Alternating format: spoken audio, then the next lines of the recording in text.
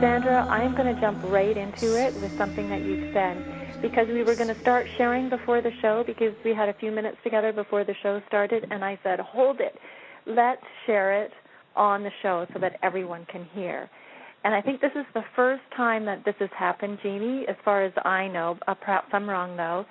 But it sounds like each one of us was attracted to a particular tool or book that we pulled before the start of the show, and each one of us pulled something different, and I'd love for us to share exactly what we've pulled. So, Sandra, you started it, so can you share what came to you and what you had and what you shared with us before the start of the show? Absolutely. Thanks, Shelley. I was getting ready for the show, and I was just looking for my lovely, beloved angels, the Belvas Patasillos, to have with me and to start doing some, calling some of the angels while we start. And then what I pulled out instead, it was this, the body of magical incantations that we haven't really talked about. And when Almine gave them to us, she received this in Ireland. I remember I used to read them and like not even make it through the whole list because I would be in such a high state of feeling that I would fall asleep like a baby. So this is the one that I was sharing with you. So I will read in English, and then it's in the infinite language, and it says, I surrender to the flow of life. Bra uvastikvi sachu uvavesvi ka uta preunisvi sta uvet blesh bra uvranesvi esti uva.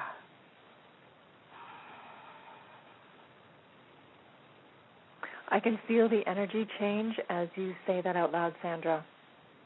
It's amazing. And, Jeannie, you pulled something as well.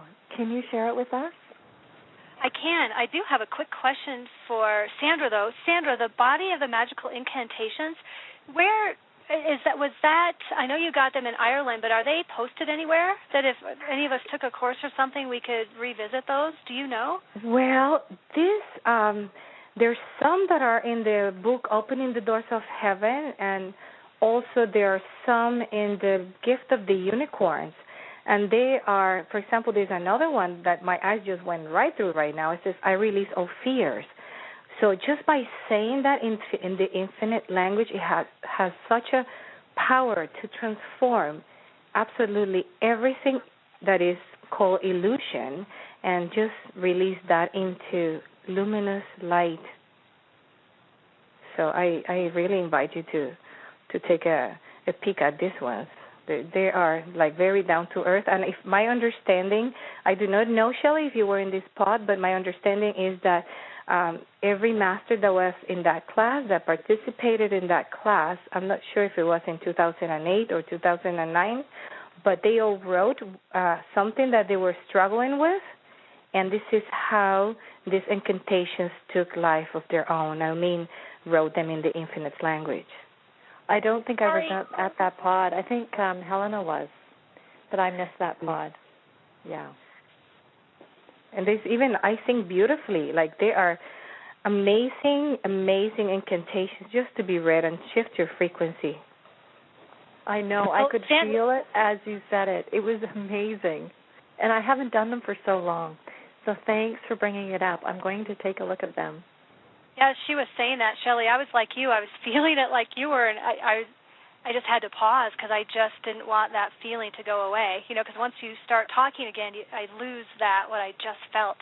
But there's definitely something going on because I just feel a lightness in my body. I feel excitement in my body. And, Sandra, I feel it always when you're here, and I feel it with Shelley. And there's just something magical that when we all get together, I just have so much fun. So I just truly thank you. Shelley, do you want me to go ahead and share? Yes, sure. Yes, I can't wait. Please do. Okay. So there's in the Secrets of Rejuvenation class, there was some angels that had a purpose, and the one that I chose, it's eliminating the artificial through full presence.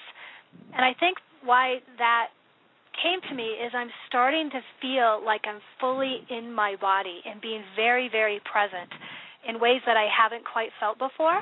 And the angel name of that is Klitravak Baluk. And that's what I pulled out before the show today. So, Shelley, what did you pull out today? Jeannie, before you go, where did you find this angel? Can you tell us? It was in the Secrets of Rejuvenation course, and I'm looking at, actually, for anyone who took that course, it's on page 64. There's 20. Mm-hmm. And Thanks for reminding me. I'm going to print that because I didn't print it. I took the course, I studied, but thank you. I love the angels. Thank you for sharing, Jeannie. Sure. Yeah, I had made a copy of it, and then I laminated it, and I have it where I can see it every day. And you know how sometimes you may not look at it. Well, today it just so popped at me, and that was the one that I wanted to read. So, most beautiful. And same back to you, Sandra, that, you represence those, and like you said, you even by speaking that language, by just being with it, you shift, and the profoundness is quite magical, I must say. Shelley, how about you? Yes, I pulled two things. One was one of Almine's thoughts of the day from the current course that's happening.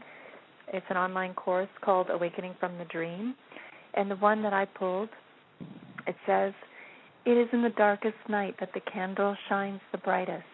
In the coldest winter, the fire seems to give the most warmth. Honor the beauty of the diversity of your being, for without the low points, the high points cannot shine." And that struck me so much that when I resist myself, it's, at the lowest of low points where I can't see very clearly, and that's when I find I resist myself the most.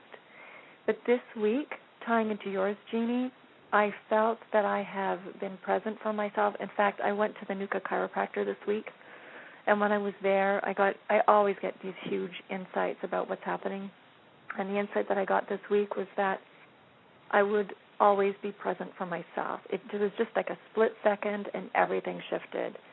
And it was just a huge moment, and it's exactly what you shared with us tonight, so it was just perfect.